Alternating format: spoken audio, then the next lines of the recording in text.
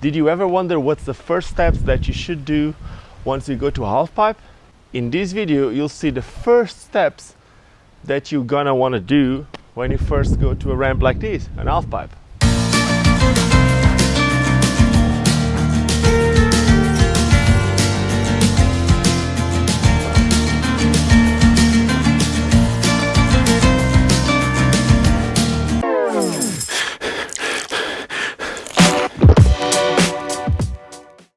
Hola YouTube, my name is Ricardo Lino and I'm a wheel addict.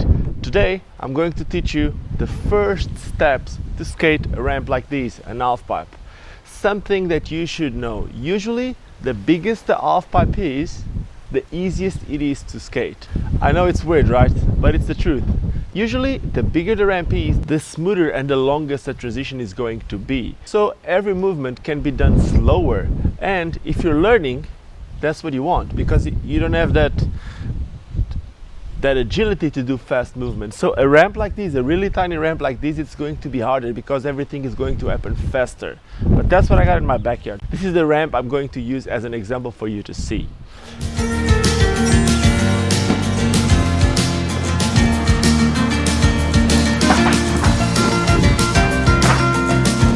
Once you get to a half pipe like this, something that you should know is that a half pipe is a ramp that you are not going to skate. You just want to roll on it.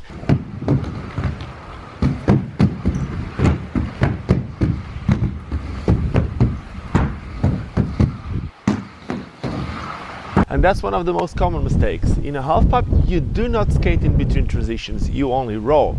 So the first thing that you're gonna want to learn is how to go up and come down backwards.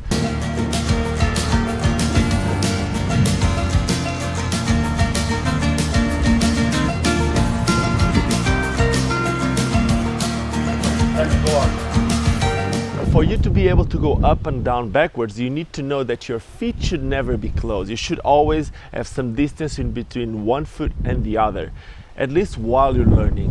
While you're learning, you want to increase the wheelbase, which means that you'll put one foot in front and the other foot a little bit more like backwards, creating a space in between them, and this will make your wheelbase be a little bit longer, which will give you a little bit more balance. So you don't want to go up with both feet on the side of each other and come down, because that will make you fall backwards or forwards. Usually you'll fall forwards once you go down.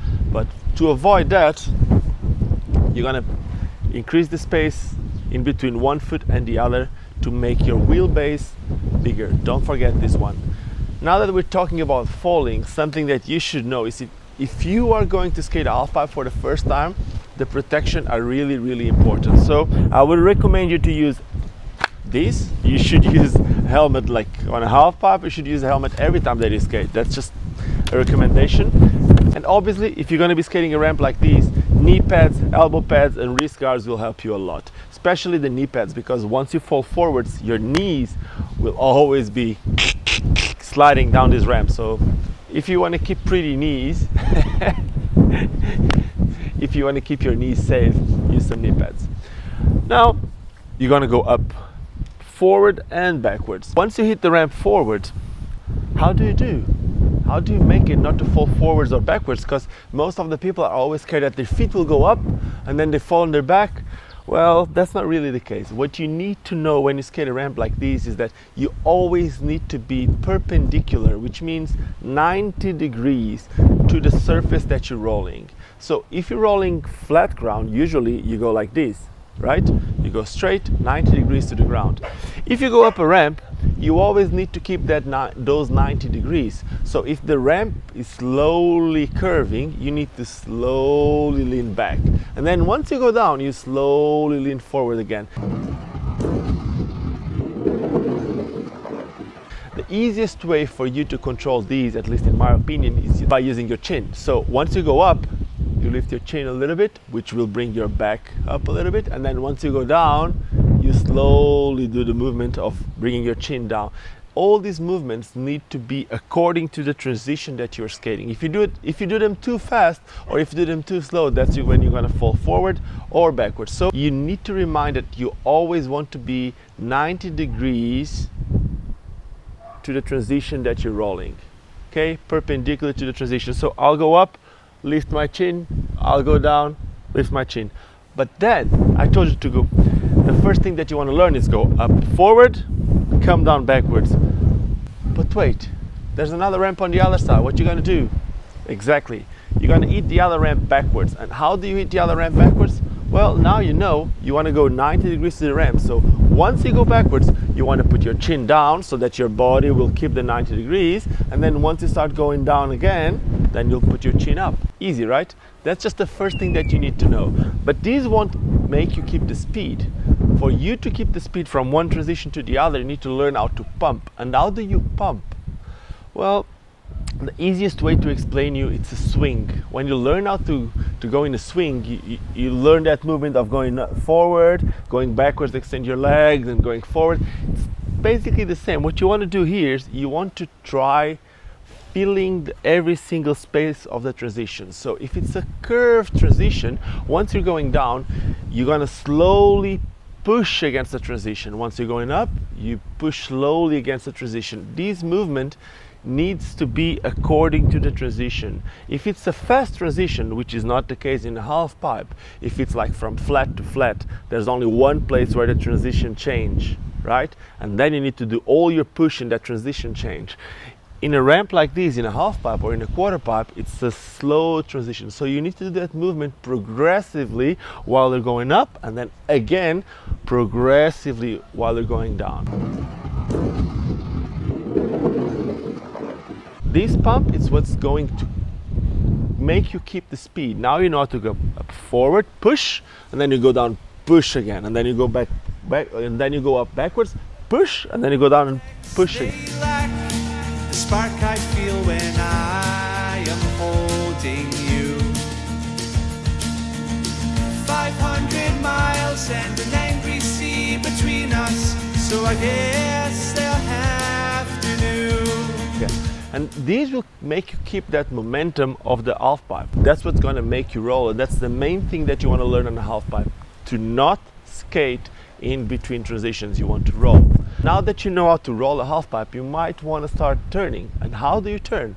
Well, turning it's simple, but it can be super complicated, because a lot of times people want to keep their wheels in the ramp, which would be cool, but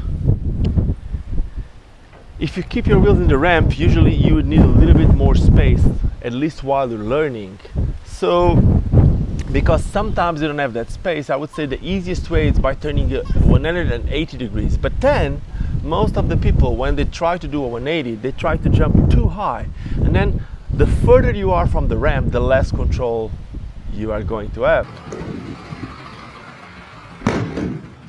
So you want to do that 180 as close as possible to the ramp.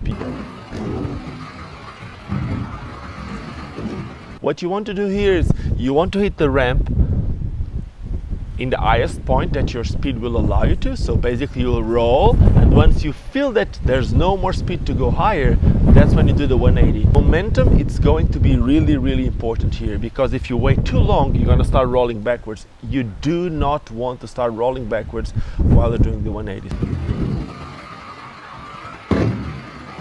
So you need to reach the highest point in the ramp, and then you'll do the lowest 180 that you can do. Basically, again, you have one foot in front, you're going to turn and you're going to land with that foot in front. Don't forget that we're learning. Then, with time, the more you skate, the less space you are going to have in between the front foot and the back foot. But we're just learning now. So keep those feet apart, go up, turn the 180 degrees, land in the same position. Don't forget that 180 needs to be as low as possible. And these will be the first two steps that I would recommend you to do on a half pipe. If you know how to go up forward, know how to go up backwards, and if you know how to turn 180, this will make you roll for as long as you want. And now you can start by changing the lines. You can start by going like up forward, up backwards, and then the next time you turn. The cool thing about skating a half pipe is that because there's one transition on one side and one transition on the other side, and you keep skating one transition to the other, you end up training a lot more. Basically, if you're learning something and if you can't do it once you go up on one side, you always have the opportunity to, once you go here, come on.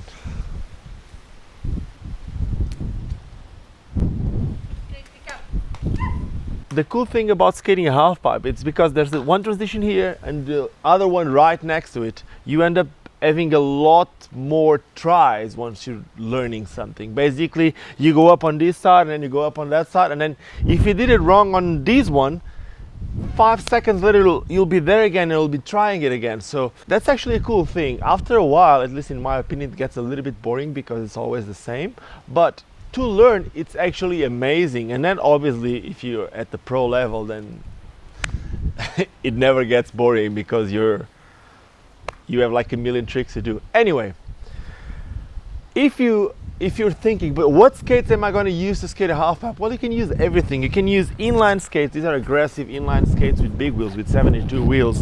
You can use roller skates. There's all these new roller skates for ramps coming out, and some brands already have their skates out. But if you don't have any of these two, you can use whatever skates you have to just skate. As long as you have fun, that's what it matters. And that's what I always say in this channel. So we should never forget why we started skating. I guess that's it. If you did enjoy this video, make sure that you subscribe to the channel. There's a subscribe button that should be, I think, here. If that subscribe button is red, once you click on it, it's going to become white. Then on the side of that, there's a little bell. If you click on that bell, you'll get notifications every time I upload it. If you like this video, give me some thumbs up. If there's anything else that you want to learn, you want me to teach you, I'm here. That's why I started this channel. I want you to start learning new things on skates. And that's it. Hope to see you guys on the next one. And let me know how's your half-pipe skills after this video. I hope this helps you somehow. And if there's anything else that I can help you with, let me know in the comments below. Cheers guys, see you soon.